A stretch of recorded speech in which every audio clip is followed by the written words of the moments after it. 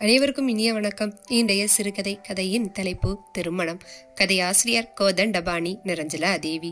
கதைப்பதிவு ஜனவரி 16, 2021. பவித்ரா மணியை பார்க்கிறாள். காலை 10 மணி. இந்த நேரத்தில் யார் கதவை தட்டி தூக்கத்தை கெடுப்பது என்ற எரிச்சலுடன் கதவை திறந்தாள்.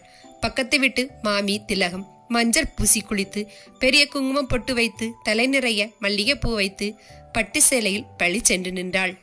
என்னம்மா இன்னும் ஆத்துல தூங்குறியா என்ற கேள்வி பவித்ராவுக்கு பிடிக்கவில்லை என்றாலும், இல்ல மாமி, இரவெல்லாம் ஒரே தலைவலி. காலையில எழும்பி சமைத்து கணவனையும் 2 பிள்ளைகளையும் பாடசாலை அனுப்பிவிட்டு கொஞ்சம் அயர்ந்து தூங்கி விட்டேன் என்றாள். இன்னைக்கு தைப்பூசம், ஞாபகம் இருக்கோ இல்லையோ கோயிலுக்கு அழைச்சுக்கிட்டு போகலாம் என்று வந்தேன் என்றாள். அப்போதுதான் பவித்ராவுக்கு காலையில் மணக்க மீன் குழம்பு வைத்தது ஞாபகம் வந்தது. இல்ல மாமி, இப்போதே நாளி ஆகிவிட்டது.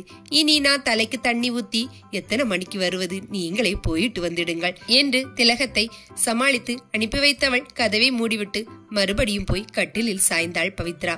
கடந்த காலம் கண்முன்னே வந்து போனது.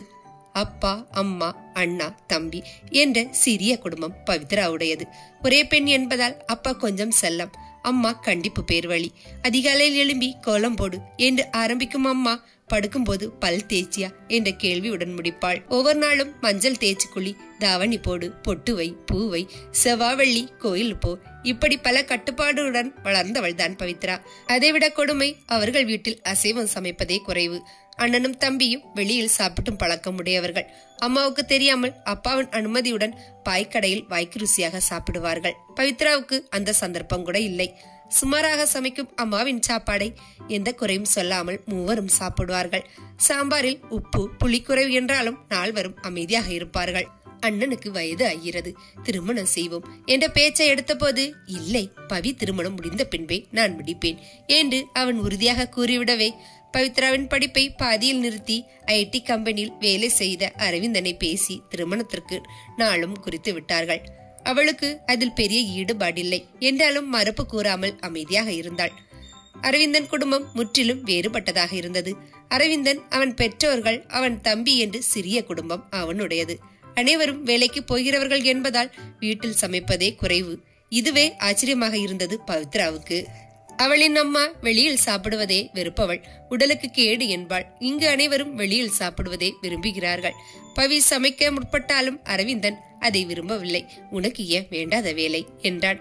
அதனால் அவளின் சமையல் ஆர்வம் குறைந்தது.